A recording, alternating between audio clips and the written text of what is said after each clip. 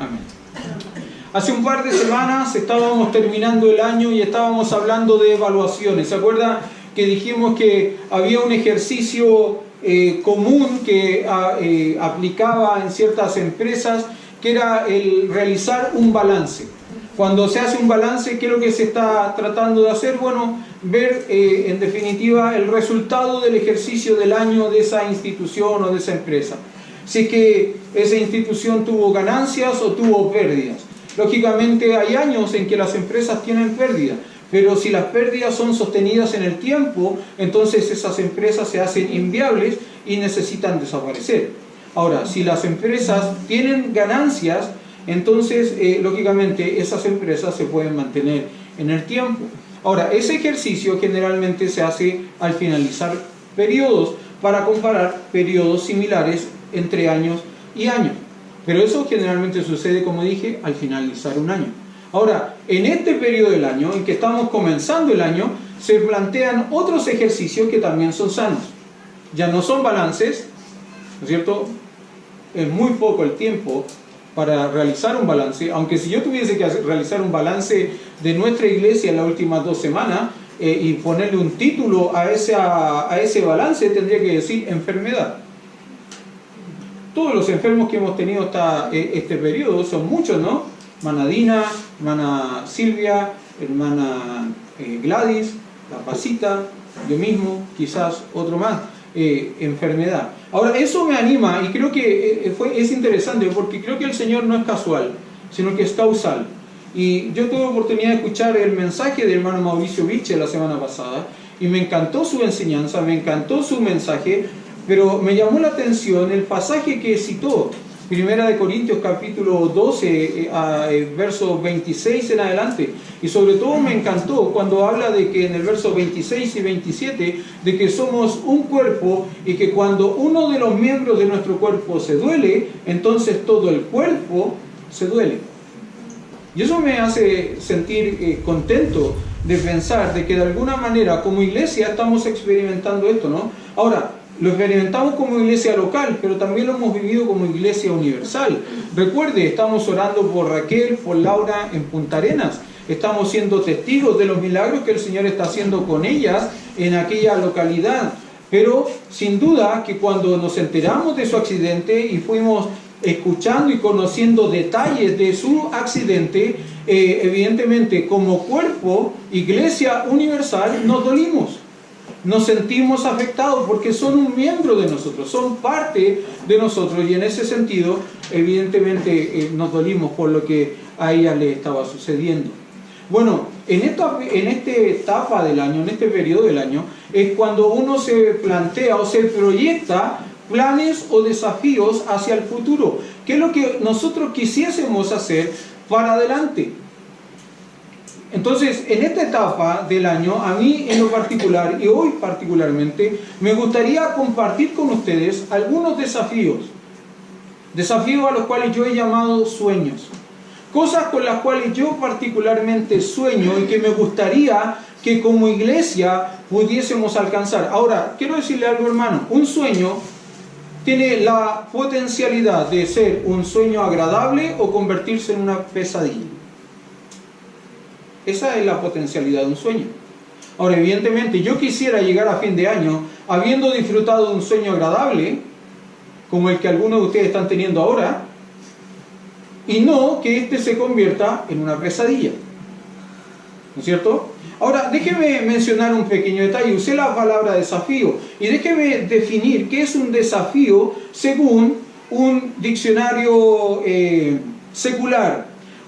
Un diccionario secular dice acerca de un desafío que es una incitación a la competencia, a afrontar o enfrentar una empresa.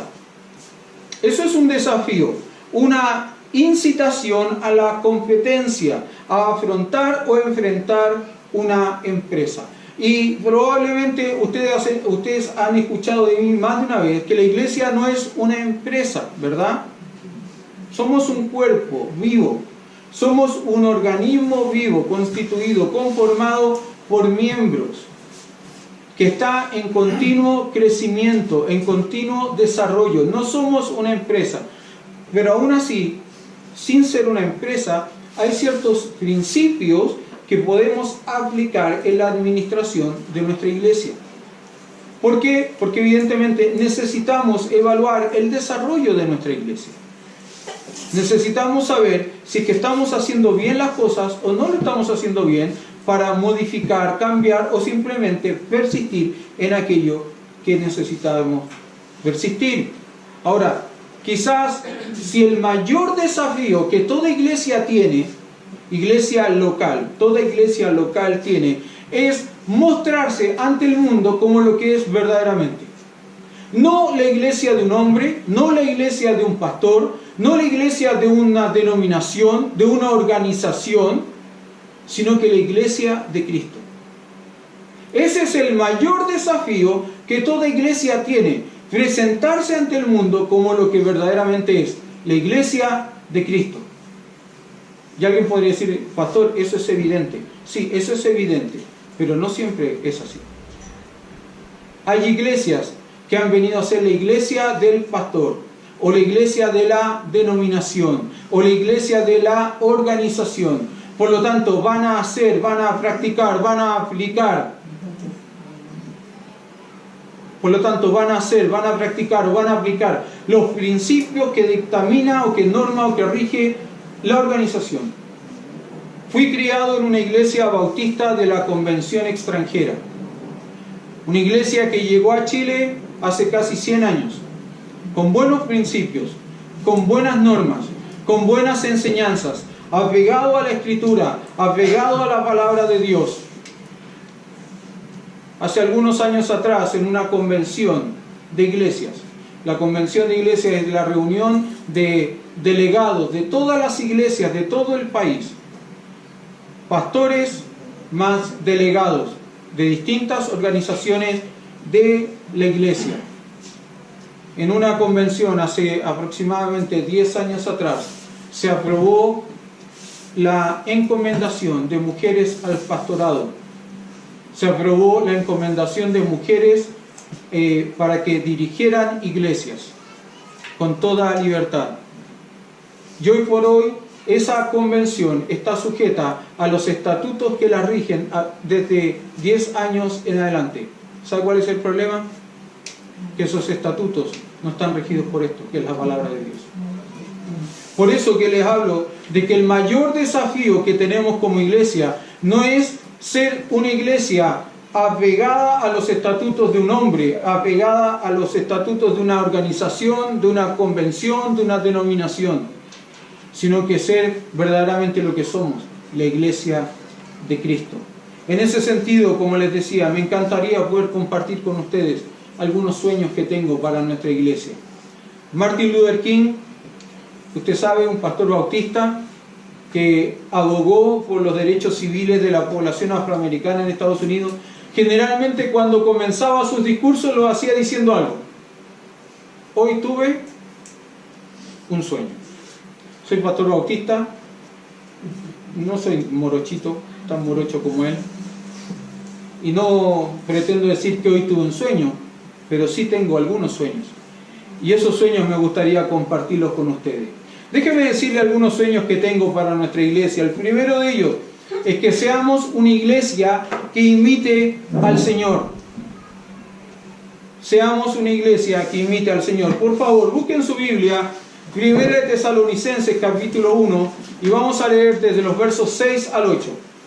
Dice, y vosotros viniste a ser imitadores de nosotros y del Señor, recibiendo la palabra en medio de gran tribulación, con gozo del Espíritu Santo, de tal manera que habéis sido ejemplo a todos los de Macedonia y de Acaya que han creído, porque partiendo de vosotros ha sido divulgada la palabra del Señor, no solo en Macedonia y Acaya, sino también en todo lugar vuestra fe en Dios se ha extendido, de modo que todos no tenemos necesidad de hablar de nada. Ok, muchas gracias.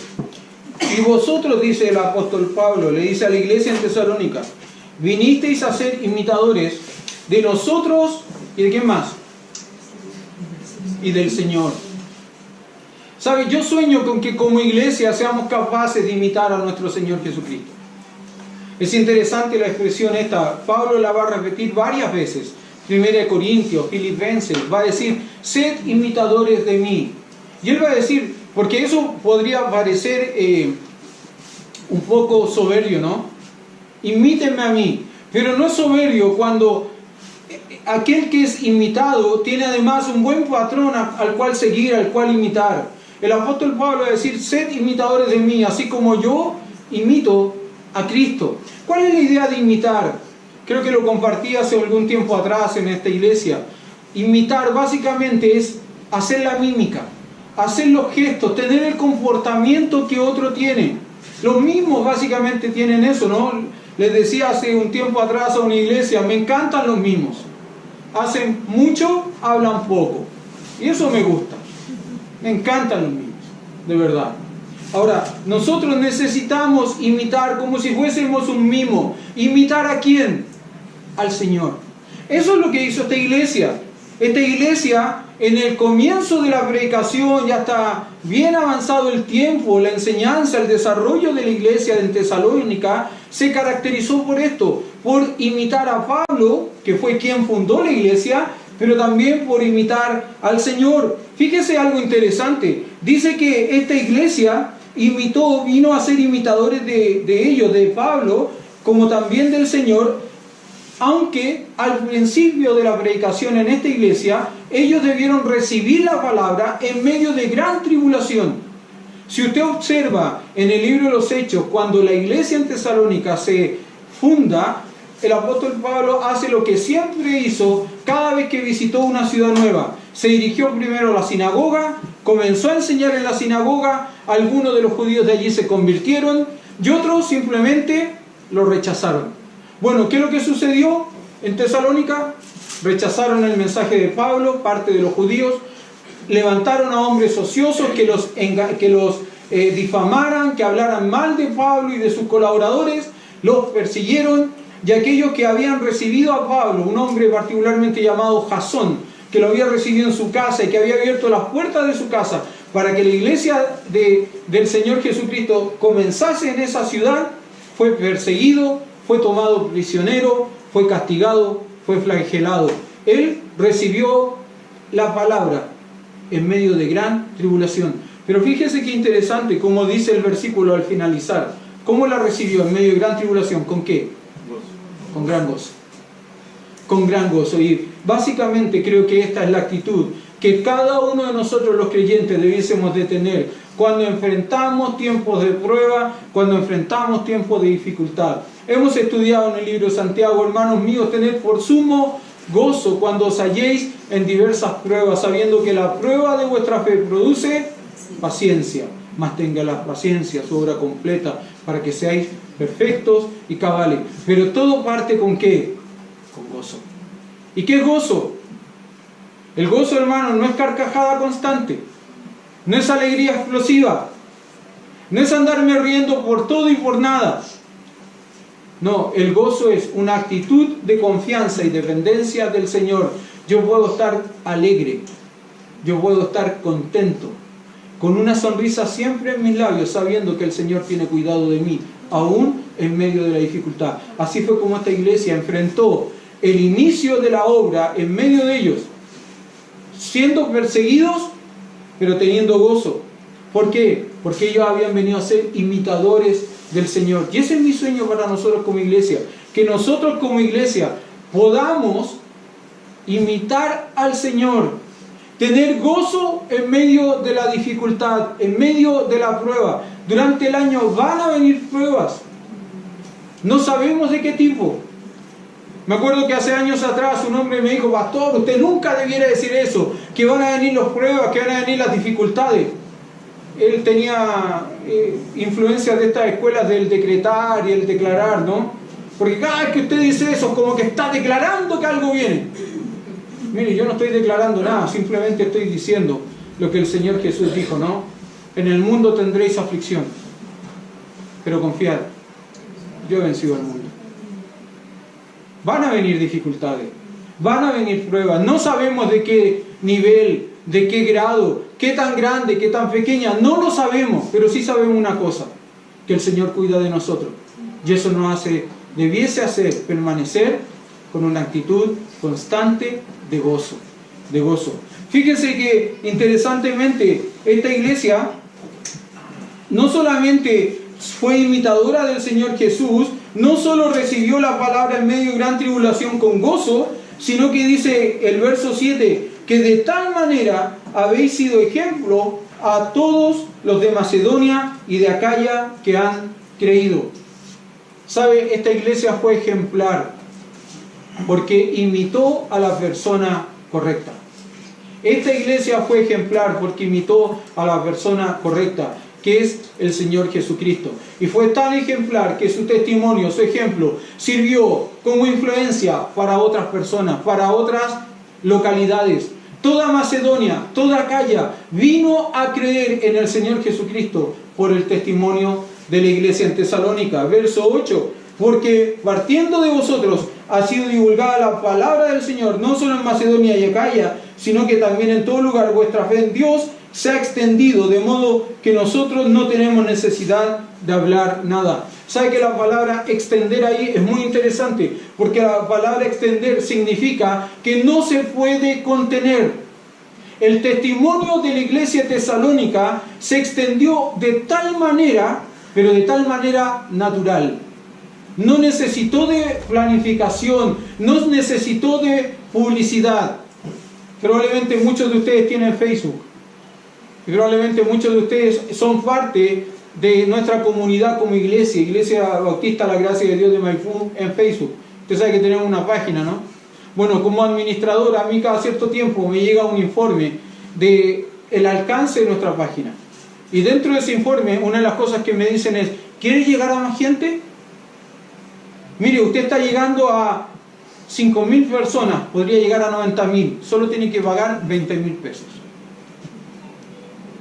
Nada más. Pago 20.000 y de 5.000 salto a 90. Negocio redondo, ¿no? Pero quiero decir algo. El testimonio de una iglesia no obedece a estrategias de publicidad. El testimonio de una iglesia no obedece a que yo tenga que pagar un fee, un impuesto, un monto para que la fama de nuestra iglesia crezca o aumente. No, el testimonio de la iglesia tiene que ser el resultado sincero de creyentes sinceros que desean imitar al Señor Jesucristo. Cuando una iglesia llega a ese punto, debe ser maravilloso. Que no necesite de que nadie haga nada, simplemente que la voz se corra de voz en voz, de oído en oído, porque gente quiere hablar, quiere decir lo que otros están haciendo, cosas que son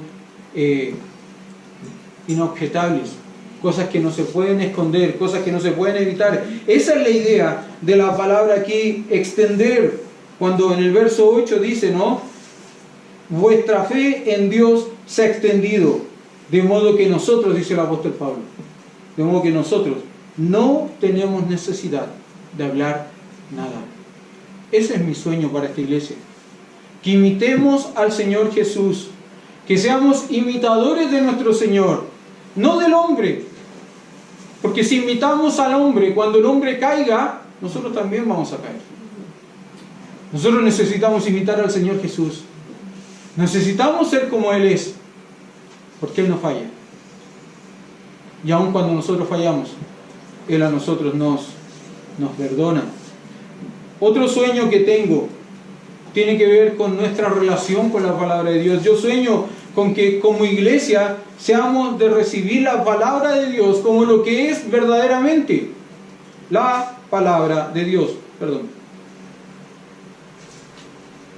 Si alguien puede buscar 1 de Tesalonicenses capítulo 2 verso 13 y léelo.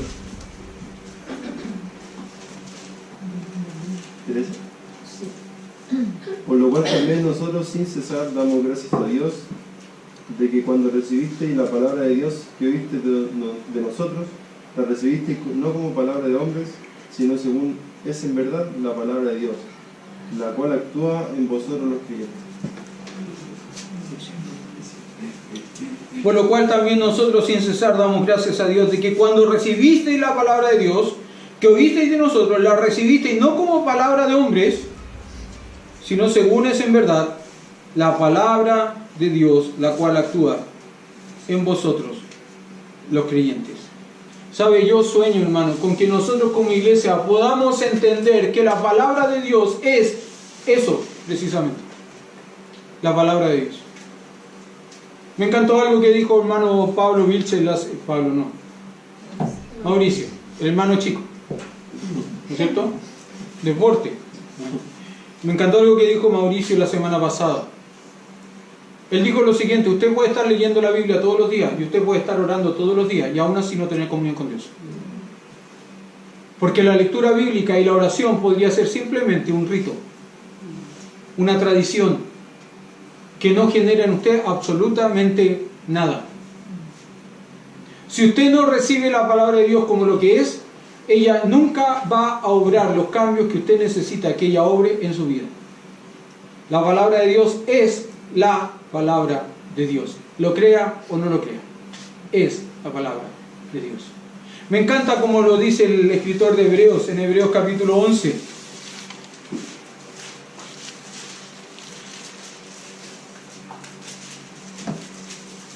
Hebreos 11.2 dice, 11.3, por la fe entendemos haber sido constituido el universo por la palabra de Dios, de modo que lo que no se ve fue hecho de lo que no se veía.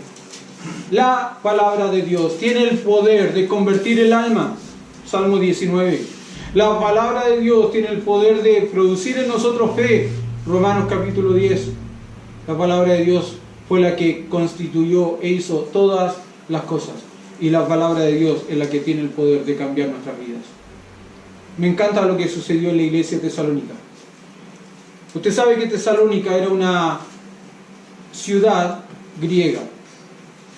Por lo tanto, era una ciudad culturalmente bastante elevada, con mucha filosofía, con muchos pensamientos, muy rica en pensamiento. Por lo tanto, ellos podrían haber escuchado la palabra de Dios y haberla entendido o interpretado como una filosofía más. Sin embargo, los hermanos de Tesalónica, cuando escucharon de parte de Pablo, de voz de Pablo, la palabra de Dios, ¿cómo la recibieron? Como lo que verdaderamente era. El texto dice, no la recibiste como palabra de hombre, la recibiste como lo que verdaderamente es, la palabra de Dios. ¿Sabe? Si usted puede leer la Biblia todos los días sin creer en ella. Usted puede leerla como historia, como fábula, sin creer lo que ella está enseñando. ¿Sabe cómo se demuestra esto, no? Cómo usted la está viviendo, cómo usted la está aplicando a su vida, Se cuenta la historia de un grupo de hombres eruditos en la enseñanza y la escritura que participaban continuamente de versiones de la Biblia, de traducciones y nuevas versiones de la Biblia. Y un día estaban ellos discutiendo en una mesa, no de enojo, no de pelea, sino discutiendo de conversar sobre qué versión sería la mejor, si la Reina Valera, si la NBI, si la NTV, si la de las Américas, etcétera, etcétera, etcétera. Y cada cual, lógicamente, traía un poco de agua a su molino, Donde él había participado en una traducción, entonces esa probablemente era mejor que otra. Bueno, el hijo de la familia dueña de casa estaba atento a esta discusión y en un momento él pidió la palabra y le dijo, ¿sabe qué? Yo creo que la mejor interpretación de la Biblia es la de mi mamá. Los hombres lo quedaron mirando y le dijeron, no sabíamos que tu mamá había participado en una traducción, no sabíamos que tu mamá había sido parte de un grupo de hombres y mujeres que participaron en el desarrollo de una traducción. ¿Qué traducción? ¿En qué traducción participó ella? ¿En qué No le dijo. Mi mamá la traduce día a día, porque la vive todos los días, como lo que verdaderamente es la palabra de Dios. Hermano, quiero decirle algo. Yo sueño con que como iglesia seamos capaces de vivir la palabra de Dios como lo que es, la palabra de Dios. que ella sea la que nos rija, sobre todo en los momentos de crisis, sobre todo en los momentos de mayor conflicto, de mayor dificultad, porque esos momentos vienen. Esos momentos donde nos llevan a un extremo. Hay un programa de televisión, creo que es en el History Channel, que se llama Desafío sobre Fuego, donde hacen cuchillos, armas. Unos herreros tienen una cierta cantidad de horas para hacer un arma que ellos les determinan. Y me gusta ver ese programa, me entretiene. Quizás por mi ineptitud manual, me gusta ver programas donde hacen cosas bonitas. Bueno, un día le pidieron a unas personas que hicieran una espada muy larga. Y una de las pruebas de esta espada fue colocarla en una prensa y empezar a correr esa espada unos ciertos grados, con la punta fija, ¿no? Entonces tenían que ver cuántos grados esa espada era capaz de doblarse y volver a su sentido original, sin tener mayor deformación. Y a mí me da risa verle las caras a los herreros cuando hacen eso, ¿no? Porque ven y ellos no saben si es que el temple ha sido bueno, si es que la espada se va a romper o no se va a romper. Simplemente eso está sometido a una gran presión, una gran prueba, eso se está dando vuelta y en un momento debe regresar. ¿Sabe que si esa espada no está bien templada, a los pocos grados de desviación se va a quebrar? No va a responder como debe. Pero si esa espada está bien templada, podría llegar incluso a 90 grados y volver 45 grados, no sé. Tía Mari, ¿a cuántos grados? Si está así y queda así, 90 grados. Podría llegar a 90 grados y volver sin mayores complicaciones. ¿Sabe que cuando usted es templado por la palabra de Dios puede ser llevado a grandes presiones? Y usted siempre va a responder bíblicamente. Pero si usted no recibe la palabra de Dios como lo que es verdaderamente la palabra de Dios, usted puede ser expuesto a una pequeña presión y va a actuar igual que la beba sandía. Ahora que hay sandías, pruebe. Usted a la beba sandía le pone un poquito de presión y salta. Pero si usted es templado por la palabra de Dios, va a llegar, va a ser expuesto a grandes presiones y va a responder bíblicamente. Siempre y cuando usted reciba la palabra de Dios como lo que verdaderamente es, la palabra de Dios. Hemos estudiado en el libro de Santiago que nosotros necesitamos ser hacedores de la palabra.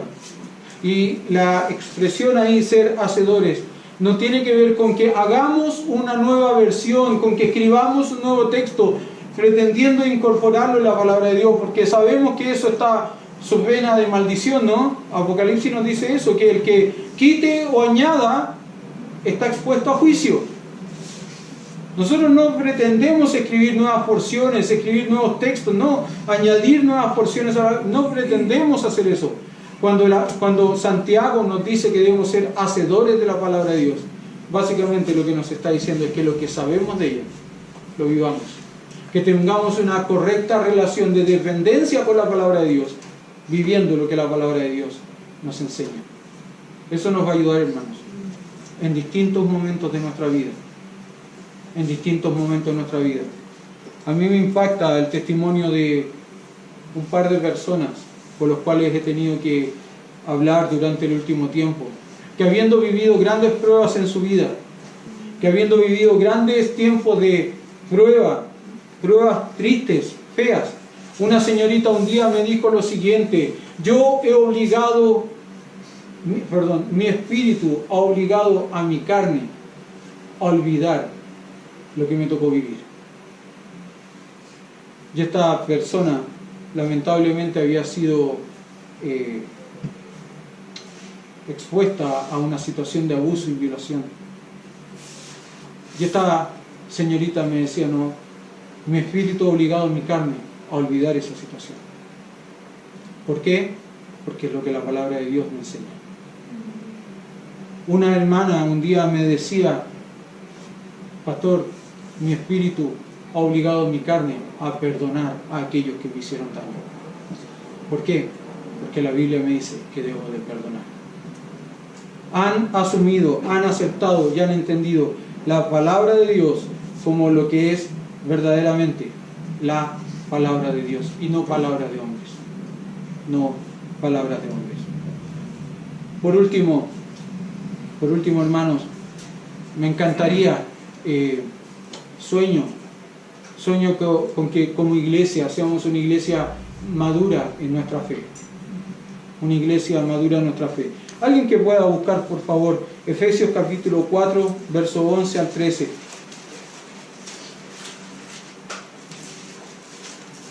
Efesios 4, verso 11 al 13.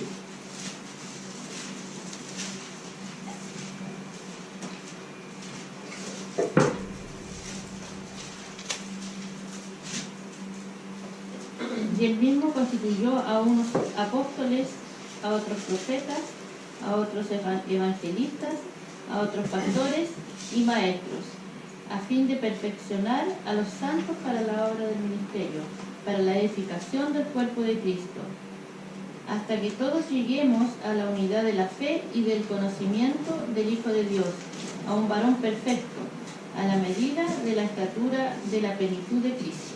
Amén. Usted sabe que todo ser humano tiene distintas etapas en su vida, ¿no? La niñez, ¿no es cierto? La adolescencia, la juventud, la adultez y la ancianidad, lógicamente. Ahora, cada etapa tiene sus pros, pero cada etapa también tiene sus contras. Y quizás una de las etapas más difíciles que nos toca enfrentar en la vida tiene que ver con la adolescencia. Todo aquel que ha tenido un hijo adolescente sabe que la adolescencia es una etapa de extremos, de contrastes. Hay días que los adolescentes se acuestan eufóricos y se levantan deprimidos, y viceversa. Son etapas de contraste, son etapas difíciles. En la adolescencia, un niño que ha sido criado por sus padres dentro de una iglesia podrían rebelarse para salir de la iglesia y nunca más regresar, o simplemente podrían afirmarse y quedarse en ese lugar para nunca más salir. La adolescencia es un tiempo especial, pero la adolescencia, ¿qué es lo que está haciendo? Preparando nuestro cuerpo físico, nuestro cuerpo mental, para llegar al proceso de la madurez. Usted sabe que un adolescente podría ser padre o podría ser madre. Físicamente está en condiciones de serlo, mentalmente todavía no. Es un periodo de transformaciones, es un periodo de cambios y de preparación para lo que verdaderamente llegaremos a ser en el futuro, o llegaremos a ser ya en nuestra etapa madura o adulta. Toda iglesia tiene un proceso similar. Toda iglesia también tiene un proceso de maduración, de ser una iglesia chiquita, niña, pasar por la adolescencia, la juventud, la adultez, la ancianidad. Toda iglesia tiene ese proceso. ¿Sabe lo triste? Cuando una iglesia se queda en el proceso o en la etapa de adolescencia. Les decía que provenía de una convención de iglesias. Bueno, pero, en esa convención de iglesias yo salí de una iglesia en particular que fue anexo o misión de otra iglesia por casi 30 años. Ninguna iglesia debiera ser anexo de otra iglesia, misión de otra iglesia por tanto tiempo. Se supone que el proceso normal no debiera ser más allá de 5 años. Bueno, ellos fueron anexos durante 30 años. ¿Sabe cuál fue el problema? Que fue de 30 años, cuando ya se constituyeron formalmente, oficialmente en iglesia, siguieron siendo una iglesia inmadura. Y ellos se saltaron todas las etapas de la vida de una iglesia y saltaron de ser una iglesia adolescente a una iglesia anciana. Nunca fueron jóvenes, nunca fueron adultos. Hace un mes y medio atrás, más o menos, me encontré con una persona de esta iglesia y estábamos conversando. Y le pregunté, ¿cómo está la iglesia? Y me dice, ahí está, a medio morir saltando. ¿Cómo es eso? Le digo, sí, tenemos cultos cada 15, solo los domingos a la tarde. Ya no hay culto de oración, no hay escuela bíblica dominical, solo culto familiar al cual llegan algunos pocos ancianos cada 15 días, los días domingos a la tarde. ¿Sabe qué me dio tanta pena? Porque fue una iglesia donde, quiero decir esto, esa iglesia, el primer culto formal en casa fue en el living del departamento de mis padres. Y a mí me dio pena leer eso, escuchar eso. Me dio mucha tristeza. A veces pensaba, ¿cómo me encantaría poder traerme ese templo para acá y mandar este para allá? Porque ellos tienen la potencialidad de ser una gran iglesia, tienen un gran templo. Bueno, los que me acompañaron cuando murió mi padre, esa es la iglesia donde mi padre fue velado. Probablemente ese es el último culto con gran asistencia del año pasado. Es triste, es verdaderamente triste, hermano. Tienen un gran edificio educacional atrás, una casa de guardatemplos, baños, etcétera, etcétera. Potencialmente podrían ser una tremenda iglesia porque tienen físicamente todo lo que una iglesia necesita. ¿Sabe lo que no tienen? La iglesia. Ellos decidieron en algún momento que se iban a enfocar y se iban a dedicar a tener el templo, porque con el templo iban a tener dónde recibir a las personas. Cuando tuvieron el templo, no tuvieron la fuerza para buscar a las personas. El templo nunca va a traer a la iglesia sí puede dar al templo. Mire lo que dice Pablo, le dice a la iglesia en Efesios, en Éfeso. Él le dice en verso 13, 4:13, hasta que todos lleguemos a la unidad de la fe y del conocimiento del Hijo de Dios, a un varón perfecto, a la medida de la estatura de la plenitud de Cristo. O sea que yo sueño con esto, con que como iglesia todos nosotros podamos llegar a la unidad de la fe. ¿Esto quiere decir, hermanos, que todos vamos a hacer lo mismo? ¿Que todos vamos a ser iguales? No. No. Porque Dios nos hizo diversos y nos puso de manera diversa en el cuerpo. Pero esa diversidad tiene un propósito. ¿Sabe cuál es? Que seamos uno. ¿Se acuerda cuando el Señor Jesús ora por sus discípulos en Juan capítulo 17? Es interesante, porque Él ora por los discípulos de la primera generación y por los discípulos de las generaciones venideras, los que se convertirían por el testimonio de los de la primera. Hace 3 oraciones, o tiene 3 motivos de oración por los de la primera generación y 3 motivos de oración por los de las generaciones venideras. Pero es interesante, hay un solo motivo que se repite en las 2 generaciones. ¿Sabe cuál es? Que sean uno, como tú y yo, Padre, somos uno. ¿Sabe por qué? Porque toda iglesia tiene potencialmente, o está expuesto potencialmente a la diferencia, a la división. Pablo ora y pide al Señor, y le dice a la iglesia en Éfeso que Él pide porque lleguemos a la unidad de la fe, que seamos uno, que tengamos un mismo pensamiento. Mire, hermano, puede ser que tengamos matices distintos respecto de ciertos temas, pero lo que es básico, lo que es esencial, eso nos debe regir como una sola cosa, como una sola cosa. Puede ser que no le guste todo lo que hacemos, porque soy sincero, a mí no me gusta todo lo que hacen. Soy sincero.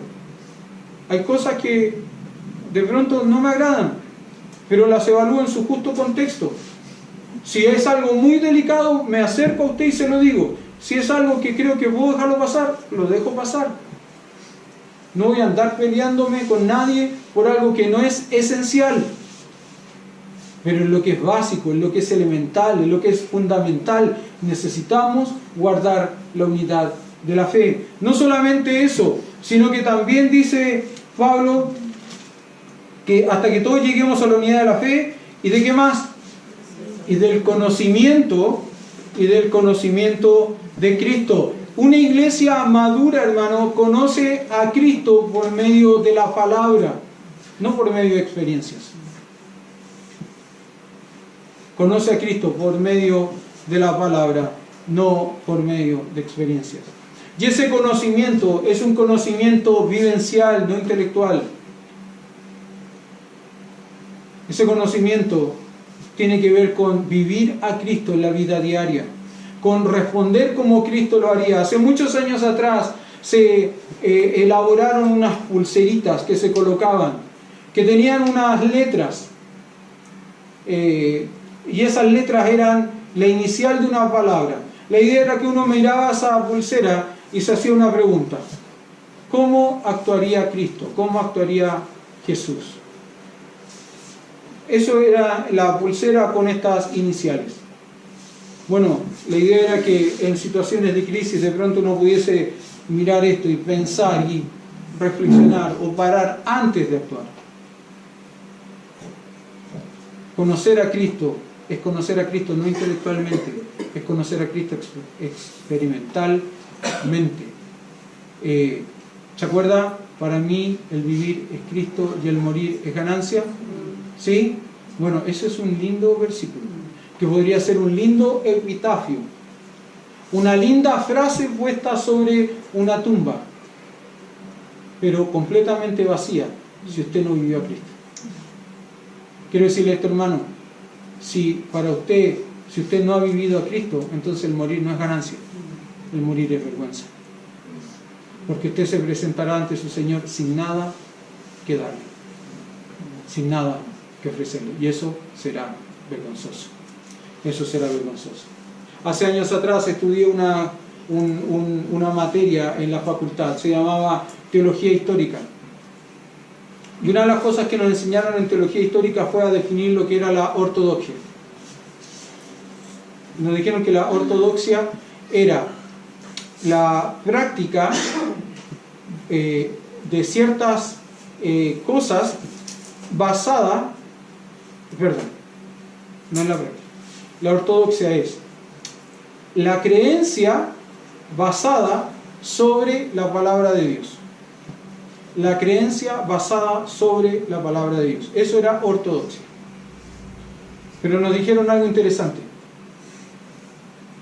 Una iglesia puede tener muy buena ortodoxia y aún así no ser una iglesia bíblica. Y alguien podría decir: ¿pero cómo es eso, pastor? Eso es imposible.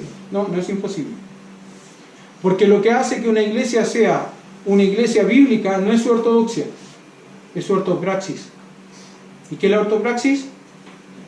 Una correcta práctica basada en la palabra de Dios. ¿Sabe qué? Con los años yo he aprendido que aquí ha venido gente a hablar conmigo, a decirme un montón de cosas, decirme un montón de cosas que sabe. ¿Qué sabe? No que cree, porque lo que cree cambia la conducta. Un montón de cosas que sabe, pero que a la hora de ser puesta a prueba, de ser puesta en práctica, no ha sido practicada. Ellos tenían una correcta ortodoxia, una pésima ortopraxis.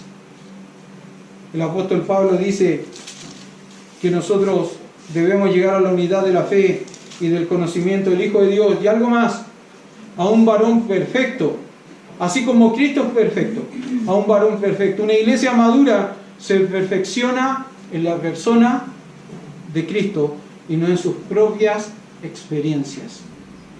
Se perfecciona en la persona de Cristo y no en sus propias experiencias. ¿Sabe por qué? Porque una iglesia madura se observa en Cristo y no se observa en sí misma. Se compara, se mira en la persona de Cristo y no en su propia persona. Ese es mi sueño, hermano. Mi sueño es que seamos imitadores de nuestro Señor Jesucristo. Mi sueño es que recibamos la palabra de Dios como lo que verdaderamente es, la palabra de Dios. Pero también mi sueño es que lleguemos a la unidad de la fe, que lleguemos al conocimiento de Cristo y que lleguemos a ser un varón perfecto como Cristo lo es. Comencé diciéndoles esto, hermano. Un sueño tiene la potencialidad de convertirse en un lindo sueño o en una triste pesadilla. Quiero animarles, hermanos. Es mi sueño, quiero compartir mi sueño con ustedes, pero también quiero animarles a que me ayuden, a que durante el año esto no sea una pesadilla, sino que como iglesia lleguemos a realmente practicar esto como lo que es un sueño, un lindo sueño en las manos del Señor. Vamos a orar.